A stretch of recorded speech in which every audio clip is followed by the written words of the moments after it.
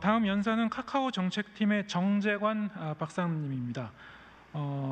정 박사님께서는 이제 카카오에서 펴낸 코로나19 백서가 카카오 서비스 데이터를 통해서 코로나19 이후에 우리 삶의 모습을 조명하고 또 우리 사회의 뉴 노멀의 양상을 이제 담았다고 하는데요. 정재관님 박사님 발표를 통해서 보다 구체적인 이야기를 들어보겠습니다. 자, 박수로 환영해 주시기 바랍니다. 네, 안녕하세요. 소개받은 카카오 정책팀의 정재관입니다. 지금 점심시간이 많이 지체된 것 같아서 최대한 빨리 말씀을 드리도록 하겠습니다. 오늘 발표에서 카카오의 코로나 백서의 그 여러 가지 면들 중에서 어떤 부분을 말씀을 드려야 될까 생각을 했었는데요.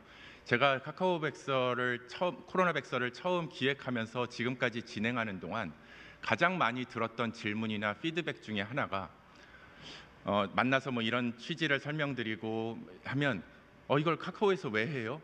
그리고 데이터 분석팀이 아니셨어요? 정책팀이셨어요? 정책팀에서 이걸 왜 하죠?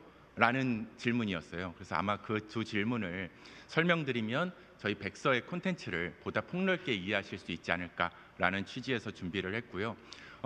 준비하면서 발표에 앞서서 먼저 기쁜 일, 그러니까 즐거운 일과 걱정되는 일이 한 가지 있었는데 그 부분을 말씀을 드리자면, 즐거운 일들은 이렇게 발제 준비를 하면 준비하는 콘텐츠가 이 컨퍼런스의 톤이나 매너에 맞을까, 제가 완전 딴소리를 하는 게 아닐까라고 걱정되는 부분이 좀 있었는데, 다행히 이번 데이터 저널리즘 컨퍼런스는 제가 뭐 1회, 2회 때도 관심 있게 참여를 해서 마치 걱정보다는 좀 오래 떠나가 있던 집에 오는 기분이어서 정말 행복하게 준비를 했었고요.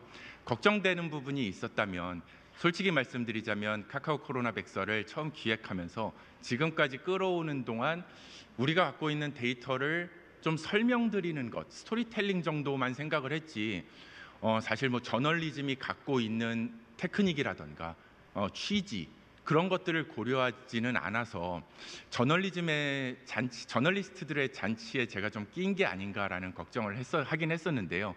다만 1회, 2회 때 다양한 주제와 다양한 방식으로 발제를 맡으신 분들이 공통적으로 지적하는 게 있었다면 이 작업은 노가다였다라는 거였어요. 근데 노가다라면 저도 좀 할 말이 있을 것 같아서 공통점이 있겠구나라고 발표를 하게 되었습니다. 좀 꼭 정통 저널리즘 피스가 아니더라도 좀 이해를 해주시고 아량을 갖고 들어주셨으면 감사하겠습니다.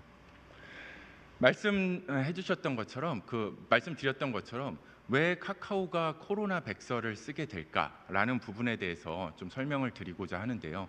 사실 제가 입사한 지가 얼마 안 됐습니다. 5월에 입사를 했는데, 입사하면서 회사로부터 뭐 이렇게 일을 해주세요 라고 가장 많이 강조해서 저한테 해주셨던 얘기가, 정책적인 아젠다를 발굴해 주시는데 3순위는 카카오의 성장을 위한 아젠다고, 두 번째는 커뮤니티의 성장을 위한 아젠다고, 가장 좋은 건 카카오와 커뮤니티가 동방선장할 수 있는 아젠다를 발굴해 주셨으면 좋겠다라는 굉장히 어려운 부탁을 받았어요.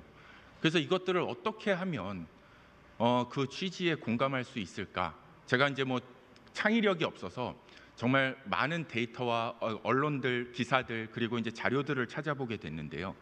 제가 그래서 뭐 여러 가지 자료를 찾다 보니까 언론 기사뿐만이 아니라 소셜 미디어, 인터넷 글, 다양한 곳에서 마침 시기가 시기인지라 코로나가 진행되면서 여러 가지 사회의 변화들을 말씀을 해주셨어요. 사회의 이 부분이 이렇게 영향을 받아서 이렇게 바뀌었다 라는 것들이 있었는데, 뭐 방금 소개해 주신 정한진 팀장님처럼 명확한 데이터를 가지고 정량적인 설명을 해주시는 글들도 있었고, 아니면 뭐 여러분들 많이 보셨겠지만 뭐 34세 A씨처럼 이런 에피소딕한 관점에서 그 변화를 설명해 주신 분들도 있었어요. 그래서 이런 글들을 쭉 읽다 보니까 문득 드는 생각이, 정말 변화가 있었을까라는 게 첫 번째였고요. 그리고 두 번째로, 있었다면 얼마나 있었을까라는 궁금증이 들더라고요. 이게 굉장히 중요한 변화를 예측하고 계신다 보니까 변화의 유무도 중요하지만 그 변화의 정도를 어떤 형태로든 좀 알아보고 예측해보면 좋지 않을까라는 취지에서 우리가 할 수 있나라는 부분들을 좀 고민을 해봤고요. 그래서 이런 카카오가 가진 데이터로 이런 부분들을 좀 해볼 수 있지 않을까라는 게 저희가 준비하면서 첫 번째로 가진 아이디어였습니다. 그리고 그러고 나서 다음 단계로 진행되었던 게 과연 이게 할 필요가 있을까, 중요성이 있을까에 관한 부분이었고요. 정한진 팀장님뿐만이 아니라 구글에서도 때마침 그때쯤 이제 코로나19 지역사회 이동성 보고서라고 구글이 가진 그런 위치 기반 데이터로 한국에서 공원에 얼마나 많이 갔는지 어떤 특정 카테고리들을 정하셔서 그곳의 증감률을 발표를 해주시더라고요. 그래서 그것들을 보고 좀 힘이 되는 부분들이 이제 다른 기획들을 보고 힘이 되는 부분들이 있었습니다. 제가 완전히 다른 생각을 하는 건 아니구나. 필요성이 있는 부분이구나. 근데 보면서 카카오 뭐 하면 연상이 되겠지만 카카오가 가진 좀 폭넓은 데이터 그리고 한국적인 데이터를 보다 잘 활용할 수 있는 방안이 있었으면 좋겠다라는 생각을 해봤고요. 역시나 이제 필요성의 측면에서 그럼 우리가 이렇게 필요하다고 생각해서 발표하는 것이 아니라 다른 곳에서도 이런 데이터를 필요로 할까라는 고민들을 해보고 좀 조사를 해봤습니다. 근데 그 조사를 해봤더니 뭐 질병관리청이라던가 보건복지부, OECD 등의 많은 공공기관에서 이런 데이터의 필요성을 많이 강조를 해주셨어요. 그래서 이런 감염 방지라던가 지금 좀 처져 있는 경제를 리바운딩하기 위해서 이런 정보성이 참 중요하고 특히나 세부적인 의사결정을 위해서 익명으로 집계되는 이런 사회적 통계가 중요한 근거 자료가 될 수 있다, 필요하다라는 필요성을 계속 언급을 해주셔서 이것들이 우리가 할 수 있고 필요한 일이구나라는 확신을 얻게 되었고요. 다음으로 알고 싶었던 게 그럼 필요한 일인데 과연 이걸 카카오가 해야 될까라는 질문을 저 스스로에게 던져보았습니다. 우리 카카오가 이걸 해야 될까라는 질문에 대해서는 두 가지 근거를 갖게 되었고요. 그래서 발행을 하자라고 결정을 하게 되었는데 첫 번째는 뭐 여러분들 흔히 아시는 많이 들어보신 개념이에요. 기업이 가진 사회적 책임 CSR이라고 부르고요. 그리고 요즘 이제 그것들이 한 단계 진화해서 기업의 디지털 책임 CDR까지 확장이 되었는데요. 저희가 뭐 저희 정책팀의 블로그를 소개해 드리려고 밑에 링크를 단 건 아니고 CDR의 개념이라던가 발전 방향이 가장 잘 정리된 저희가 이제 정리를 해서 저희 블로그에 한번 브런치 한번 올리게 돼서 참고를 해주시면 좋을 것 같고요. 2016년에 싱글스가 이런 디지털 기술을 활용해서 기업이 가진 그 기업의 이익뿐만이 아니라 사회의 이익에도 기업의 책무를 다할 필요가 있다라고 정의하신 게 뭐 쉽게 말씀드리자면 기업의 디지털 책임이고요. 이 카카오 코로나 백서를 발행해서 기업의 디지털 책임을 다하는데 아주 미약하지만 힘이 될 수 있지 않을까라는 게 첫 번째 취지였고, 두 번째로는 아마 들어가신 분들이 계실지는 모르겠지만 저희 카카오 홈페이지를 가면 카카오의 기본 가치, 기업 가치로 가장 첫 줄에 나오는 게 기술과 사람이 만드는 더 나은 세상이라는 슬로건이에요. 그래서 저희가 가진 이런 생활 속 서비스를 데이터라는 건 결국 공동체가 사람이 만드는 것이니까 이런 생활 속 서비스를 유기적으로 연결하면 무언가 좀 가치 있는 함의를 이끌어낼 수 있지 않을까라는 취지에서 기획을 하게 되었고요. 이게 올 5월과 6월 초까지 진행된 일입니다. 그러고 나서 이제 각각의 카카오 서비스에 코로나 이후에 예측되는 변동이 있었던 데이터를 요청드리는 일이 남았는데요. 저희 서비스가 보시다시피 한두 개가 아니라서 이것들을 어떻게 접근하기가 정말 어렵더라고요. 그래서 무언가 명확하게 전달하지 않으면 정말 필요 없는 데이터들 그리고 취지가 명확하게 반영되지 않은 데이터들을 받을 수도 있겠다라는 생각에 데이터를 요청드리기보다 정책팀에서 먼저 그 변화를 예측하고 기획을 먼저 해보면 어떨까? 이런 데이터가 있다면 괜찮겠다라는 걸 가정하고 기획의 단계로 먼저 들어가게 되었습니다. 그래서 다시 저희가 처음에 했던 것, 힌트를 얻었던 일들을 지속적으로 시작하게 됐어요. 기사라던가 인터넷으로부터 기사라던가 보고서들을 꾸준히 수집을 하고 그것들을 어떤 영역별로 분류하는 작업들을 계속 6월 중에 진행을 했고요. 그렇게 분류를 수집을 하고 분류를 하다 보니까 어떤 특정 목록들이 만들어지더라고요. 그래서 이 목록들을 가지고 이 목록에 있는 아이템들을 카카오가 가진 데이터로 설명할 수 있을까 없을까를 고민해서 설명할 수 없는 것들은 지워 나가고 설명할 수 있는 것들은 좀 더 가다듬는 작업들을 계속 진행을 했더니 이게 어느샌가 일종의 목차의 형태로 가다듬어지게 되었습니다. 어떤 보고서든 무엇이든 간에 목차를 쓰면 보통 절반은 했다라고 사람들이 얘기를 해서 반환점을 지나지 않았을까라는 희망을 가지고 계속 진행을 해 나가게 됐고요. 그리고 그 목차별로 어느 서비스에서 어떤 제가 뭐 알고 있지는 않지만 알고 있는 상황에서 어떤 서비스에서 어떤 데이터를 요청드려야겠다라는 걸 쭉쭉쭉쭉 적어 나가고 그것을 가지고 이제 각각의 서비스와 대화를 진행해 나갔습니다. 지금 나와 있는 것들이 큰 틀에서 저희 카카오 코로나 백서에 담긴 서비스와 그 서비스에서 주신 데이터들이 담겨 있는데요.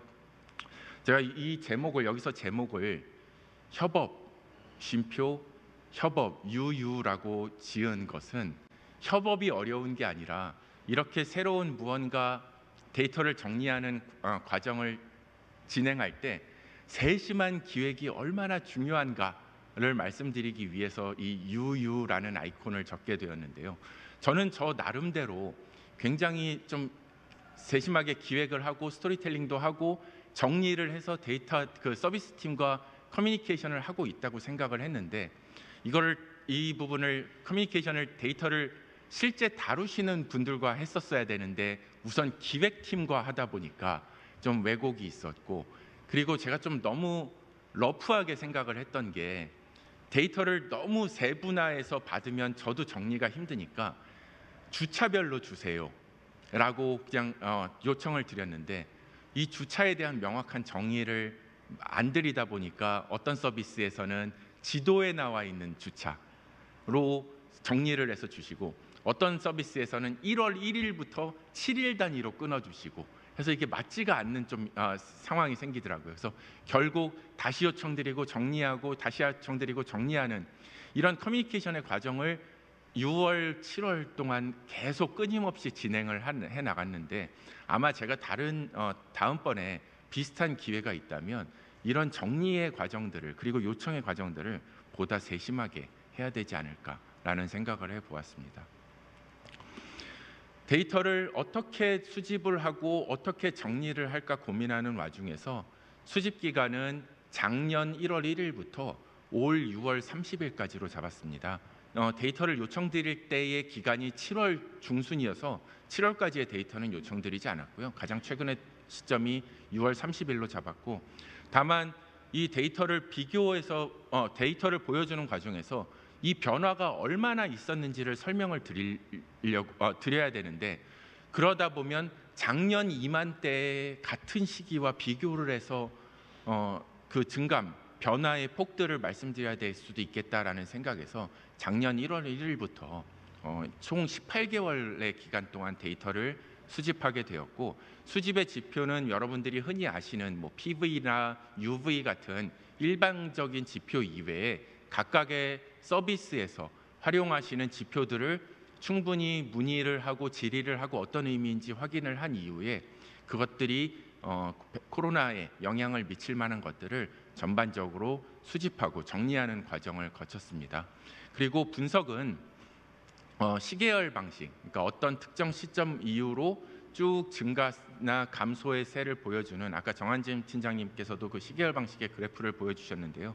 시계열 방식을 첫 번째로 선택을 했고요. 그리고 작년에 예를 들면 작년의 3월과 올 3월을 비교해서 보여주는 이어 투 이어 YOY 방식과 그리고 지난달과 이번 달의 변화를 보여주는 MOM 방식으로 정리를 해서 이런 것들을 주축으로 데이터를 보여줘야겠다라고 생각을 하였고요. 또한 전반적인 데이터보다 이것들이 얼만큼 변했고 얼만큼 계속 이제 추이가를 이게 분포를 보였는지가 중요하기 때문에 증감률 퍼센티지 방식으로 변환을 하였는데요. 근데 이 코로나라는 게 사실 단발성 이벤트가 아니다 보니까 그 변화의 시점들, 코로나, 다시 말하자면 코로나 전후라고 할 때 전후의 그 포인트를 잡기가 굉장히 어려웠어요. 그래서 어떻게 0이 되는 포인트를 잡을까 고민을 하다가 1월 첫 주차, 올 1월 첫 주차를 기준으로 해서 증감률을 발표하게 되었습니다. 발행은 그래서 데이터를 모으고 분석을 해나가면서 이것들을 어떤 형태로 전달드리고 말씀을 드리는 게 가장 효율적일까 고민을 하다가요. 인쇄 매체보다는 좀 시의성을 고려해서 바로바로 전달드릴 수 있는 온라인을 선택을 했고요. 저희 정책팀의 브런치를 통해서 발간을 하게 되었습니다. 그리고 TTS라는 서비스를 저희 브런치글과 데이터와 더불어서 붙이게 되었는데요. 이 TTS에 대해서는 잠시 후에 다시 설명을 드리도록 하겠고요. 그리고 아직 발간은 안 됐지만 마지막 대미를 장식하는 10회차에 한글판과 영문판 PDF를 같이 첨부해서 이것들을 좀 종합적으로 이 전반적인 데이터들을 다운받아서 나누실 수 있는 툴들을 같이 제공해 드려야 되겠다라고 계획을 해서 지금 온라인으로 발행되는 브런치, TTS 그리고 PDF 이렇게 크게 3개의 방식으로 데이터 전달 방식을 고민하고 결정하게 되었습니다. 그래서 지금 현재까지 총 4부까지 나가게 되었고요. 저희 정책산업연구라는 브런치를 통해서 카카오 코로나 백서가 주 1회 정도 텀을 두고 발행이 되고 있습니다.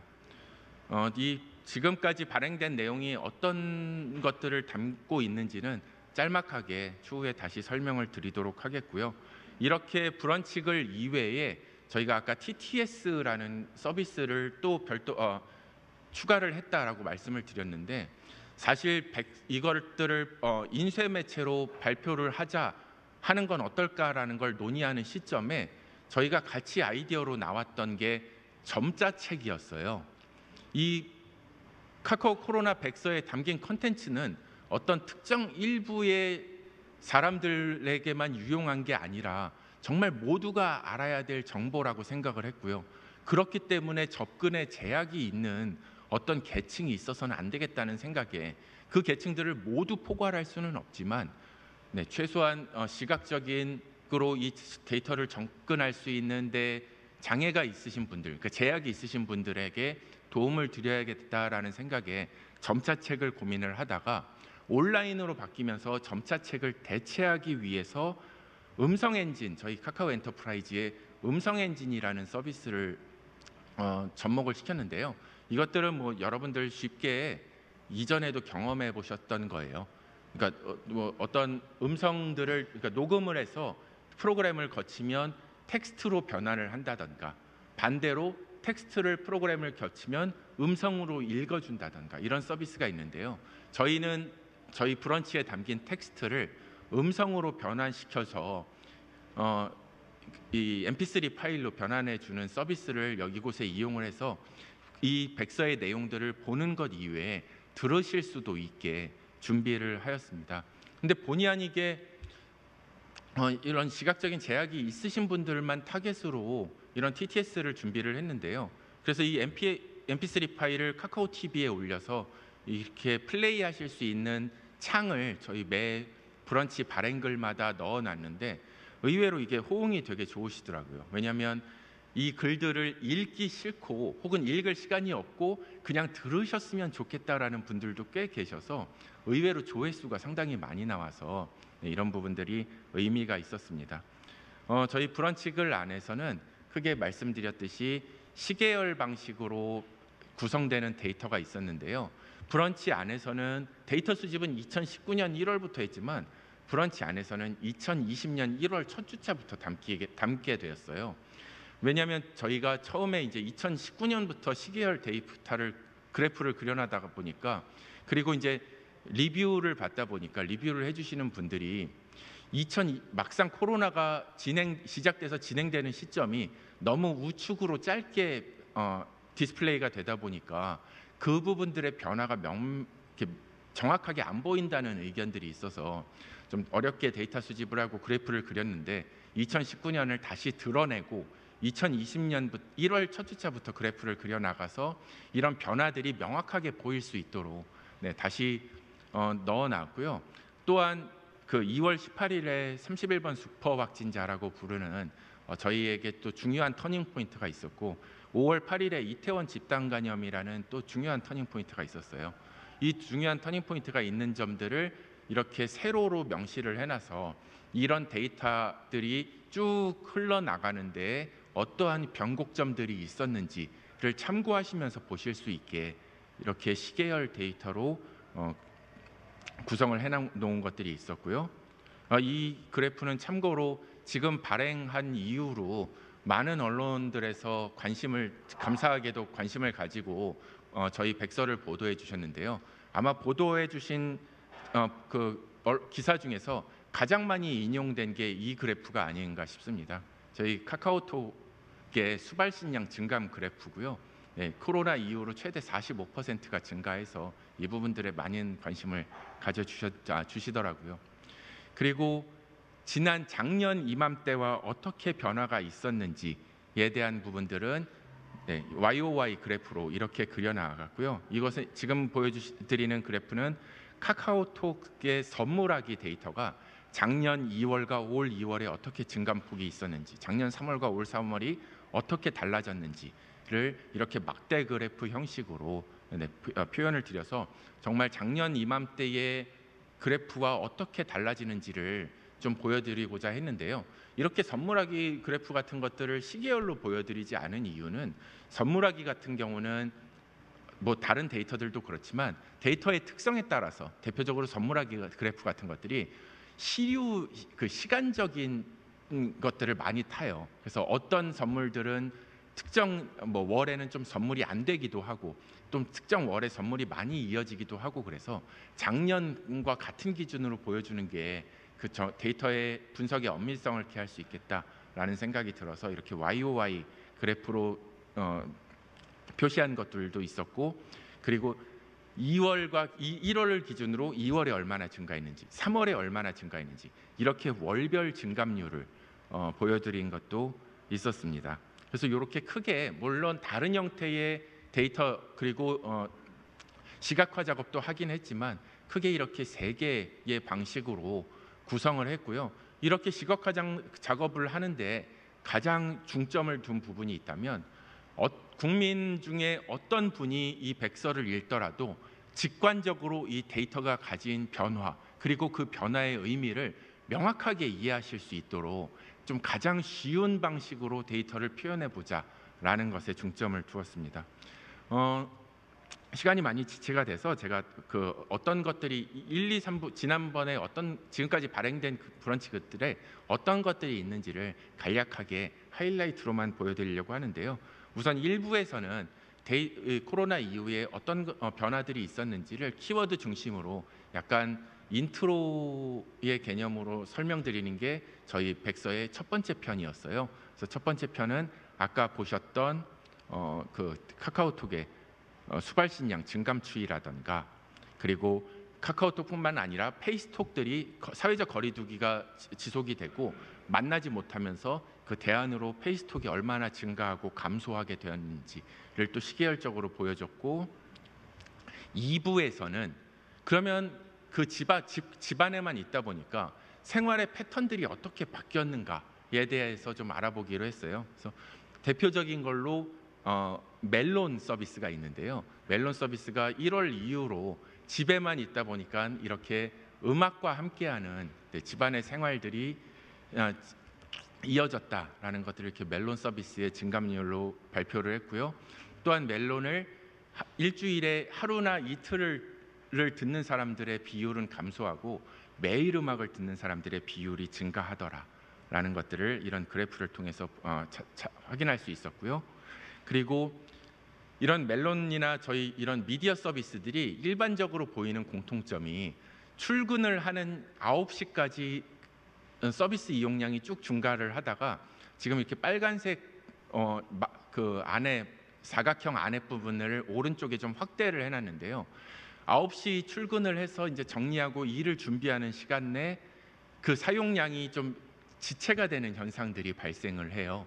지금 회색 막대로 보이는 게 2월과 6월인데요. 2월과 6월, 그러니까 코로나가 아직 본격화되기 초창기의 시점과 집에 있는 시점이 좀 둔화되는 2월과 6월에 비해서 2월과 6월에 비해서 3, 4, 5월에는 그 9시 시간대도 약간 계속 증가를 해나가는 걸 볼 수가 있어서 집에 있는 동안 생활이 이렇게 바뀌었다. 특히 여기서 자세하게 보이지 않는 부분들은 출근을 하는 직장인들도 있기 때문인데요. 많은 학교에서는 사실 온라인 수업으로만 대체를 하게 돼서 15세에서 24세 사이의 멜론을 보면 그 부분들이 훨씬 확연하게 드러나는 부분이 있어서 이런 것들이 세대별로 집에서의 생활상을 좀 유추해 볼 수 있는 데이터가 될 수 있었고요. 이런 부분들은 뭐 다른 데이터에서도 많이 나타납니다. 지금 보고 계신 것들은 카카오 페이지의 데이터인데요. 이렇게 회색면으로 보시는 게 2019년 1월이에요. 전형적인 방학 기간이죠. 그리고 보시는 2020년 3월과 4월은 2019년의 3월과 4월은 좀 다른 양상을 보여요. 방학 동안과 비교해서 출근하기 전에 미디어 소비가 방학에 비해서 좀 많았다가 페이지 접속량이 좀 많았다가 일과 시간 동안에 좀 떨어지는 양상을 보이는데요. 지금 보시는 파란색 그래프 라인이 올 3월과 4월이거든요. 그래서 2019년 1월의 회색면과 비교해 보면 전형적인 방학 기간의 패턴을 보이고 있다라는 걸 확인해 보실 수가 있으십니다. 마찬가지로 뭐 브런치라던가 저희의 소셜 미디어 사이트들을 보면 이런 디지털 프로슈머의 활동이 굉장히 활발하게 진행이 돼서 사용량이 증가하는 것을 확인을 했고요. 이제 3편의 부분들은 집에 있는 동안 무엇을 했는지를 선물하기 데이터로 좀 살펴보았는데요. 보시다시피 영화라던가 그 문화생활의 티켓 같은 것들이 티켓 선물들이 많이 감소한 반면에 오른쪽에 있는 조명 스탠드 같은 집안 꾸미기 용품들이 좀 많이 증가를 했던 것들을 확인을 할 수가 있어요. 그래서 어떤 것들이 증가를 했나 보면 우리가 집에서 무엇을 하는 데에 시간을 쏟았나를 좀 알 수 있을 것 같아서 살펴보다 보니까 우선 보셨듯이 집 가꾸기 용품에 대한 것들, DIY 용품이라든가 가장 많이 증가한 것들이 지금 보시는 원예용품의 증가인데요. 이런 원예용품은 그래프에 보시는 것처럼 최대 200%가 넘게 3월에 증가하는 것을 확인을 했고요. 그래서 집에 있다 보니까 집 가꾸기에 상당히 많은 관심이 있었다라는 것들을 확인할 수 있었고, 또한 집에 있는 시간이 너무 길어지다 보니까 어떻게 하면 생활을 재미있게 할 수 있을까라는 부분에서 헬스용품이라든가 지금 보시는 것들은 보드게임과 퍼즐인데요. 이렇게 게임 관련 용품들이 굉장히 많이 증가를 해서 무려 700% 이상 증가를 한 것들을 확인을 할 수 있었고요. 그리고 아마 많이 들어보셨을 거예요. 코로나 기간 가장 화두 중에 하나는 홈트였는데요. 마침 저희 카카오 VX에 스마트 홈트라는 서비스가 있어서 이 스마트 홈트를 살펴보니까 이렇게 지속적으로 증가하였다라는 것들을 확인할 수가 있었는데요. 이 그래프를 보다 보니까 좀 재미있는 특성들이 보이더라고요. 예를 들자면 집 가꾸기는 처음에는 증가하지 않다가, 그러니까 처음 증가폭에 비해서 4월, 5월의 증가폭이, 그러니까 후반부의 증가폭이 좀 큰 반면에 집에 있는 순간부터 이 답답함을 못 참는 경우는 이런 펀용품들은 좀 증가폭이 초반부터 나타났다는 것. 그리고 홈트는 점점 증가하는 걸로 봐서 아마 우리가 흔히 보는 뉴노멀이 되지 않을까라는 것을 이런 그래프를 통해서 예측해 볼 수가 있었고요. 4부에서는 저희가 가지고 있는 모빌리티라던가 맵 데이터를 통해서 많이 교통량이 증가했다, 감소했다라는 것들을 예측을 했는데 과연 얼마나 증가하고 감소했을까라는 것들을 확인해 보았습니다. 그래서 저희 택시의 데이터인데요. 이 부분이 택시가 그 2월 확진자 발생 이후에 급감해서 거의 40%가 넘게 떨어졌다가 전반적으로 회복하고 있는 것들, 마찬가지로 대중교통도 거의 40% 이상 사용량이 떨어졌다가 점차적으로 회복하고 있는 것들을 확인을 했고요. 왜 보통 이제 코로나인데 사실 길이 더 막힌다라는 말씀들을 많이 하셨을 거예요. 그래서 저희 그 내비게이션 카카오 내비 데이터를 살펴보았더니 코로나 기간 초반에는 데이터 그 내비 그 목적지 찍는 게 좀 떨어졌다가 나들이철이죠. 이제 4월, 5월 나들이철을 맞이해서 확 늘어서 오히려 전년 동기보다 더 증가한 것들을 확인을 하실 수가 있을 거예요. 그리고 이 부분은 저도 아직 궁금한 부분인데 나홀로 이동이 증가했다는 말씀들을 예측들을 많이 하셨는데 오른쪽에 보이는 건 자전거 데이터입니다. 그래서 자전거 이용은 큰 폭으로 증가를 했는데 왼쪽에 보시는 것들은 도보 이용이거든요. 그래서 이 도보 이용이 왜 이렇게 크게 감소하고 아직까지 회복하지 못했는지에 대해서는 저희도 지금 끊임없이 고민을 하고 있습니다. 이렇게 지금 지난주까지 4부가 발행이 되었고요. 5부에서는 모빌리티와 맵의 데이터를 조금 더 활용을 해서 그렇다면 과연 어떤 특정 장소에 많이 갔을까 혹은 덜 갔을까를 카테고리별로 분류해서 아마 이번 주 금요일 날 5부가 발행되면 보실 수 있으실 겁니다. 그래서 6부부터 10부까지 어떤 내용이 담겼는가를 여기다 소개를 드리려고 했는데 약간 김이 빠질 것 같아서 매주 저희의 백서를 확인해 보시면 재미있는 증감폭을 보실 수 있으실 거고요. 아직 더 많은 소개드릴 더 많은 데이터가 남았습니다. 근데 이런 데이터를 수집하고 여러분께 소개드리면서 이것들이 데이터를 물론 아까 말씀드린 노가다의 작업들, 끊임없이 데이터를 수집하고 분류하고 피벗 테이블을 돌리는 것과 더불어서 저에게도 많은 고민거리들을 갖고 작업을 했었는데요. 우선 첫 번째로는 이런 데이터를 복잡한 데이터를 좀 직관적으로 표현해야 되겠다, 시각화해야 되겠다. 그리고 직관적으로 여러분께 보여주어서 그 변화의 정도가 중요한 게 아니라 사실 그 변화가 어떤 의미가 있었다라는 것들을 좀 다양하게 활용할 수 있는 기회가 됐으면 좋겠다라는 것이었고요. 반대로 이게 저희가 다른 기관 혹은 다른 무슨 단체에 활용하는 용도로도 쓰이지만 반대로 이제 저희도 이 데이터를 가지고 저희의 발전 그리고 공동체의 발전을 위해서 카카오가 어떻게 기여할 수 있을까? 사회는 이렇게 변해서 리바운딩 할 건 리바운딩을 하고 있고 뉴노멀로 굳혀져 가는 건 굳혀져 가고 있는데 이 변화의 중간점에서 과연 카카오는 그러면 무엇을 해서 이 정책적으로 이것들을 사회와 카카오의 공통된 발전을 위해서 사용할 수 있을까를 끊임없이 고민을 하고 있는 단계입니다. 네, 저희의 카카오 코로나 백서는 이렇게 진행이 되고 있고요. 아마 11월 말 정도에는 10부의 마지막을 찍을 수 있을 거라고 기대하고 있습니다. 네, 경청해 주셔서 감사합니다.